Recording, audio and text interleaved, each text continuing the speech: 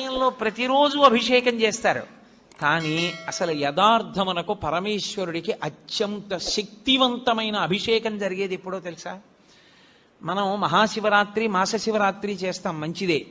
కానీ అసలు నిజానికి పరమేశ్వరాభిషేకమునకు ఒక భక్తుడు వచ్చి సంవత్సరంలో తరించిపోయే అభిషేకం ఎప్పుడు అంటే మార్గశీర్ష మాసంలో వచ్చే ఆర్ద్రా నక్షత్రంలో తెల్లవారుజామున చెయ్యాలి. చిదంబరంలో నటరాజస్వామికి చిదంబరంలో మోక్షలింగము అని శంకరాచార్యులు వారు పరమశివుడి దగ్గర నుంచి 5 లింగాలు తీసుకొచ్చారు. ఆ 5 లింగాల్లో ఒక లింగమే ఇప్పటికీ శృంగేరిలో ఉంది.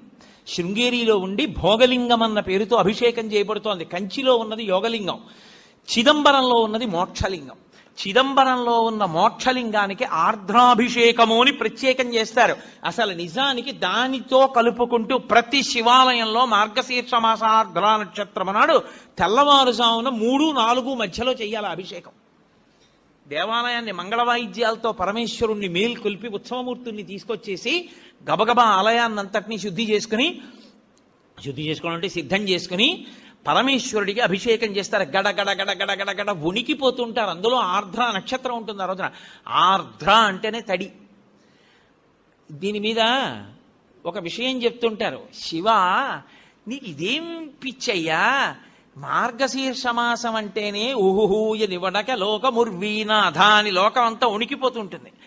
అంత వణికిపోయే సమయంలో తెల్లవారుజామున 3:30-4 మధ్యలో ఎవడైనా నెత్తి మీద అన్ని కడవల నీళ్లు పోసుకుంటాడా? ఎందుకు అన్ని చన్నీళ్లు పోసుకుంటావు అంటే ఒక చమత్కారంగా ఒక గడుసు కవి దానికి ఒక పెద్ద అర్థం చెప్పాడు. ఎందుకలా ఆయన ఆర్ద్రాభిషేకం చేసుకుంటాడు అన్నదానికి. ఆయన మౌళే గంగా శశాంకౌ, ఈశ్వర మీకు తల మీద గంగుంది, ఒక పక్క చంద్రుడు ఉన్నాడు, ఇద్దరూ చల్లటి వాళ్లే, చల్లగా ఉంటారు ఇద్దరు తలమించి జారుతూ. పోన్లే తలమించి జారుతూ చల్లగా ఉన్నా ఏదో కింద వెచ్చగా ఉంటుంది ఒళ్ళు అనుకుందామా. పార్శ్వేవామే దయార్ద్ర హిమగిరి దుహిత, ఎడం చేతి పక్కన ఎప్పుడు లోకాల పట్ల దయ చూపించడంలో చల్లని తల్లి, పైగా హిమగిరి దుహిత మంచుకొండ కూతురు.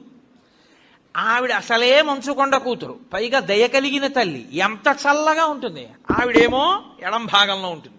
ఇది చాలదన్నట్టు కరచరణ తలే శీతలాంగా భుజంగా, కాళ్ళకి చేతులకి జివ్వమనేటంత చల్లగా ఉండే పావులు చుట్టుకొని ఉంటాయి. ఇంకా ఈశ్వర ఇది చాలదు మీకు, చందనం సర్వగాత్రే, ఒళ్ళంతా చల్లటి చందనం పూసుకుంటావు. ఎంత చలి. ఇది చాలలేదు నీకు. ఇది చాలలేదని మళ్ళీ మార్గశీర్ష మాసం ఆర్ద్రా నక్షత్రంలో నీకు ఇన్ని కడవలతో తెల్లవారుజామున అభిషేకమా? ఎందుకే మహానుభావ, నీకు చలి ఇట్లా. శీతం ప్రభూతం అంటే చాలా ఎక్కువ, అది విపరీతమైన చలి కదూ. మరి కనక సభానాథ, ఓ చిదంబరేశ్వరుడా, ఓ శివ, సోఢుంక శక్తి ఎలా భరిస్తావు అంటే చిత్తే నిర్వేదతత్వే. అర్థమైందయా? ఎప్పుడు కోరికలతో ఏడుస్తూ అలమటించిపోతూ ఎప్పుడు దుఃఖంతో ఉండి వేడిగా ఉండే నా హృదయంలో ఉన్న నీకు ఇంత చల్లటివన్నీ పెట్టినా తాపం పోవట్లేదన్నాడు.